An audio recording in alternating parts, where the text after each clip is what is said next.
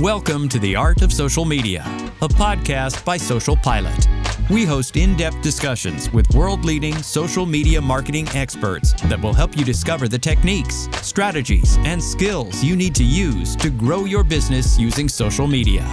Now, here's your host, Tejas Mehta. Welcome to The Art of Social Media. Today, we're going to talk about content strategy, audio and video content, and a brand new model called Create Once, Publish Everywhere. To discuss this, we have with us Christoph Trappe. Christoph is an author, journalistic storyteller, live streamer, but really a content strategist at heart. Christoph has been named the top 14 content marketer, a top 24 digital marketer, and top 100 customer experience leader. Christoph's podcast is amongst the top 1% podcast as well. Christoph, thank you so much. Welcome to the show. Hey, thanks for having me. Really looking forward to our discussion. Awesome. Christoph, one of the very few things I want to start with is your origin story. You seem to be doing a lot of things. You are like an author, you are a storyteller, you have a great podcast as well. You publish some books as well. Where do you get this time, and how did you kind of get this path? Well, I mean, that's a loaded question. Where do I get the time? I mean, first of all, you have to make the time, right? How do you get the time to go to the gym? You got to make the time, get up earlier, stay up later, reallocate your lunch hour, whatever it might be. But at the heart of it, I grew up being a journalist, grew up in athletics, and there was always a guy, this is a commercial gym, obviously, and he always had these great stories. And I thought, how the heck do you have all these great stories? And he was a journalist. So I wanted to become a journalist from that point going forward. I wanted to go into sports journalism to begin with. That never actually happened. I moved right into public safety reporting and some of those things. And then at some point made the move to corporate content strategy, corporate content marketing, which when you do it well is very, very similar to journalism. Now, it's not journalism per se, but the skill sets that you use, right? The interest in topics, the way to ask questions, the way you go out and find things that are worth sharing for your company, the way you try to engage audiences. That's very similar to what journalists do, or at least should be doing. Sure. So your primary interest was journalism, and then you have transitioned into corporate content strategy, but using the journalism skill sets and the chops that you kind of learned there. That's pretty smart. Help me understand. Content strategy itself is a very loaded word, right? When people talk about content strategy, it could mean like 1,000 different things, right? In your definition, like, what is content strategy? So content strategy is really an overarching term for a bunch of different things that people can do when it comes to content, right? It's like when you say somebody is a construction worker, right? I mean, that could be 15 different things, right? Do they put a roof on your house? Do they do concrete, right? Do they put in a new driveway? Do they do who knows what else? So there are different areas within content strategy. What I focus on for the most part is how do we create stories that are engaging, that are, pull people in, that can rank in search. So it's really on the content side of SEO. And again, all these things kind of bleed over. So you have technical SEO, which I know a little bit about, but I don't necessarily dabble in that too much. And then you have content SEO, which I do all the time. And then you have content strategy. How does it fit in with all the other things you're doing? And how do you create the story? How do you tie it back together? How do you talk to people? So those lap over. And then you also have the more technical content strategy, right? How should the website be laid out? Where should people go when they click here? What happens here? What happens there? And that, I'm telling you, that is a fantastically difficult art and science to me, because it's so easy for people to just find things that didn't work, right? Or something isn't working on an iPad, because when we created the website, the iPad Pro didn't exist yet, right? Just to pick on a newer example here. So you have all these overlapping things. That doesn't mean you can't dabble in those different things, but I focus mostly on how do we create content that's relevant, that engages people, that pulls people in, and that's unique. When I hear people say, oh, there's no more unique stories to be told, it's total baloney, right? Everybody has a unique story. They have a unique slant. They have a unique angle. And that's that's really, really important, I think, for companies. Maybe not for the current quarter, but definitely for 10 quarters down the road, maybe 5 quarters down the road, maybe 15. But long term, how do we, keep engaging people to keep us top of mind when they actually need us down the road? So you mentioned about a couple of things. One of them kind of hit me was the content SEO, right? SEO is important. There's technical aspect that you don't dabble into, but there's content SEO. And then when you talk about storytelling, that's also a lot of branding, right? Something that's useful 10 quarters down the line. To me, that's branding. Is that the angle that you bring in storytelling? Yeah, so it is branding, but it isn't branding, right? So it's branding because sometimes, so every story you are sharing, every content piece you're sharing, it has to tie back to your brand. So for example, if let's just say I'm a software brand in some industry, and I have to, everything I talk about needs to be related to that industry somehow. Not everything I talk about necessarily has to talk about my product, at 100% of the time. But I don't know that most people would say that's branding. I think it's branding adjacent, right? Because if you're that kind of company, why the heck are you talking about sports, right? If you don't even work in sports or whatever, just to make up an example. When I think of when people talk about traditional branding, they talk about, what is the brand voice? What is the brand tone? What's the brand colors? What's all this thing? And I think all those things work together when it comes to content strategy. But I don't think that's what the content strategists in this model focus most of their time on, right? They just have it. Like, for example, I have the colors of the brand. Like, I don't need to think about that. Like, the designer can just do that for me or send it to me. So you have that. But what you need to focus on is what are these unique stories that have something to do with your brand, not always about the product, but something, right? Is it about a problem your customers are facing? Is it something they're searching for? Is it something that might just be of interest to them? Because sometimes you're just like, oh, that's kind of interesting. Or like, oh, that's cute. I hate that term when people say, oh, this campaign is cute. But you know what I mean? Like, they're like, that's kind of interesting. And I think that's how it all ties together, because at the end of the day, if it has nothing to do with your brand, why do it? Like, what's the point? That's just a hobby. Sure, absolutely. If it's irrelevant and not connecting to your audience, who's going to read it? Makes a lot of sense. Give me some examples of recent stories that you really liked, either created by you, by your team, or by somebody else, but like something that you're really impressed with. I see interesting stories I like every single day. It's always, currently I still say, let me look through Twitter quickly. Who knows how that's going to evolve with that recent acquisition and the major layoffs or whatever it was recently announced here. I like stories that are different, that are unique, that have a different point of view. On the Vox Pop Me market research blog, the one I really enjoyed recently was an interview with the Washington Commanders president, Jason Wright.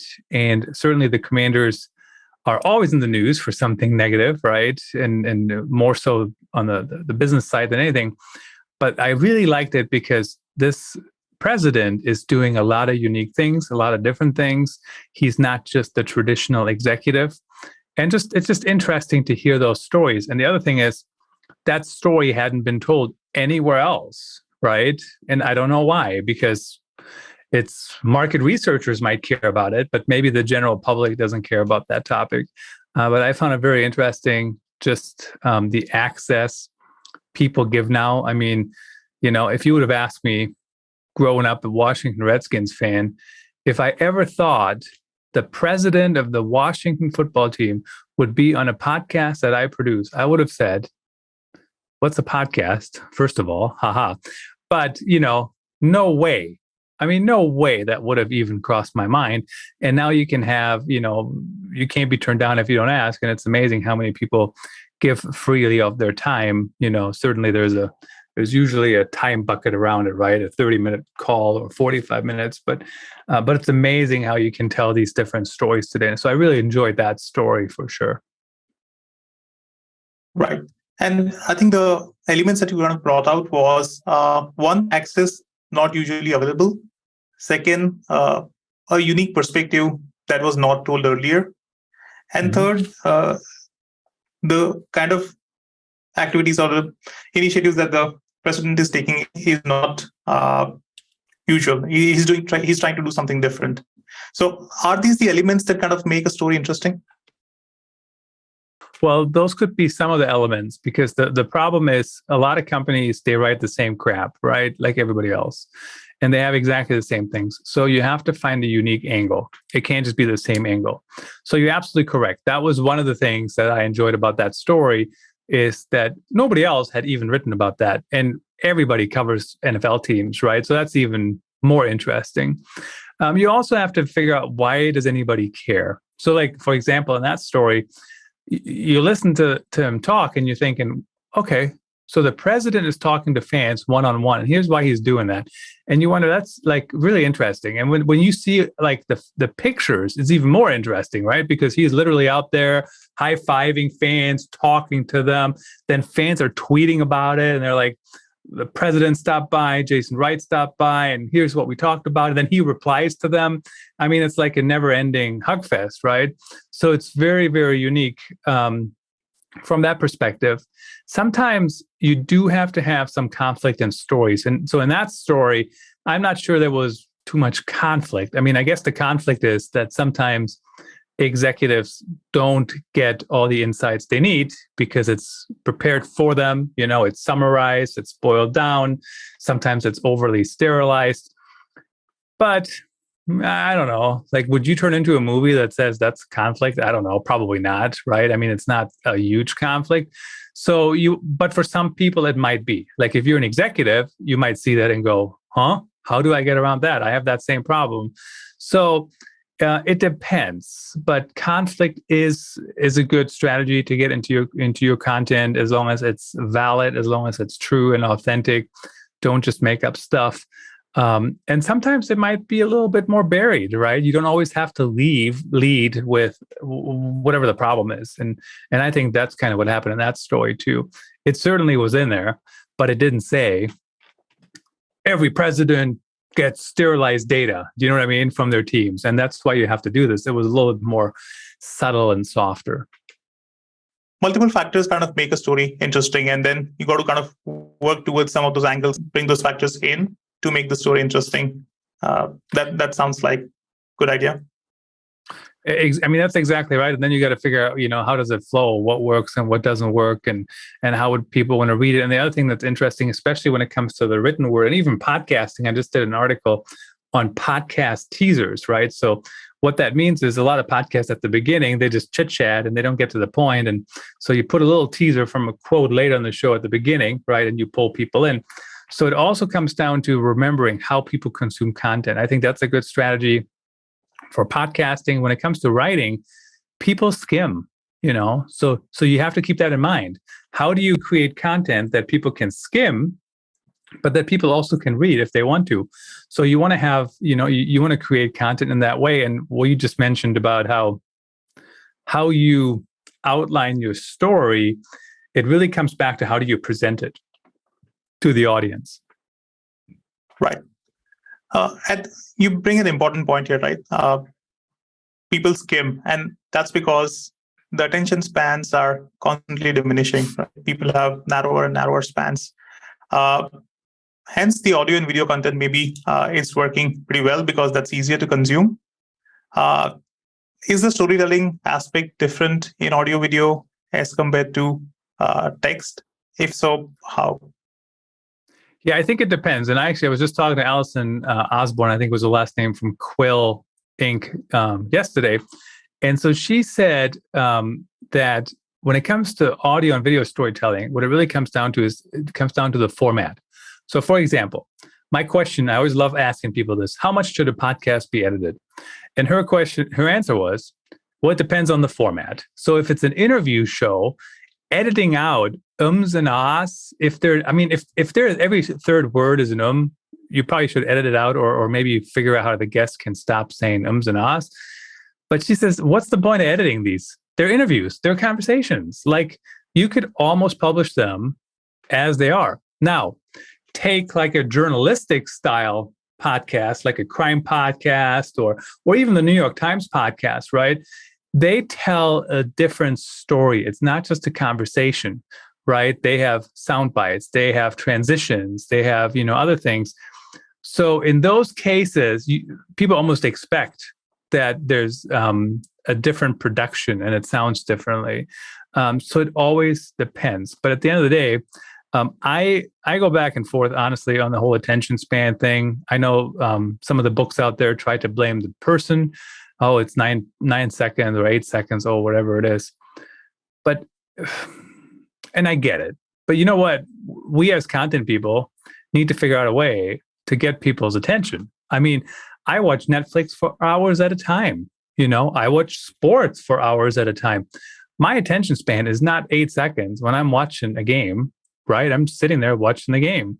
When I'm reading a good book, my attention span is not 8 seconds. So the same goes for marketers and content strategists. How do you get people to pay attention? And I think having better formats, pulling people in differently, think about even podcasting. At the very least, my friends, have a good microphone. And, and if you heard me talk about this 4 years ago, I said, just use your iPhone. At that point, I will still say it today. At that point, that was a good strategy. And if you just get started, maybe it's okay for your first few episodes, but buy a microphone. I mean, seriously, everybody goes out for dinner, spends $200 or whatever on dinner. A microphone like this, you can buy for $80. If you really want to go fancy, you can spend $200, but you don't have to. I got sound panels up. I don't know how much they cost, but it's not a gazillion dollars either. So there is production quality, even if you have a talk show podcast that you should think about just to stand out. Yep. 100% agree with you on the quality of production. Very important. Going back to content strategy, one of the things that, becomes difficult is if you're a new brand, right? How do you kind of break into this noise? There are tons of podcasts out there, tons of videos, audios, reels, texts, and ebooks and stuff, right? If I'm a new B2B software brand, for example, how the hell do I get in? Well, first of all, you got to come up with a good strategy and a good business reason. Why do you exist as a business? What are you trying to do? Who are you trying to reach? What's unique about you? And until you figure that out, it's really, really hard to do anything, right? So that needs to be the first thing. And then what I always recommend is really, how do you hit all the cylinders at the right time and when it makes sense? So I'll give you an example. A lot of companies do actually deprioritize content strategy because, as I mentioned earlier, it's not necessarily a current quarter strategy, even though it can be once you get going, but it's definitely not for the first few months. And if you do it badly, it might not be for the first 2 years, right? So you just have to get started and figure out how you can tie it all together and figure out a cadence. I'll give you an example. When it comes to content, you could create content nonstop. I'll give you I saw the pictures of the Twitter employees sleeping in the office because they got crazy deadlines because of this sale. And I'm thinking, hopefully they don't get laid off. But content creators, same problem, right? Because you could literally sleep in your office because there's always more to be done. But that's not going to help you long term because you're going to burn out and your content at some point is going to suck, quite frankly, right? Because you don't have any brain power left because you're just working. So figure out the right cadence. How does it make sense? And if you have one person, maybe they can do 1 to 2 articles a week. Maybe there's other stuff. Maybe you do a podcast. Maybe there's something else emerging. YouTube Shorts are currently a hot thing. Or Instagram Reels, if your audience is there. It all depends on who you're trying to reach. And I think a lot of audiences are everywhere, honestly. So even when people say, well, our audience is only on LinkedIn, and then I go to Twitter and it's literally the same people, right, that are on my Twitter feed. And I'm like, they're on Twitter too.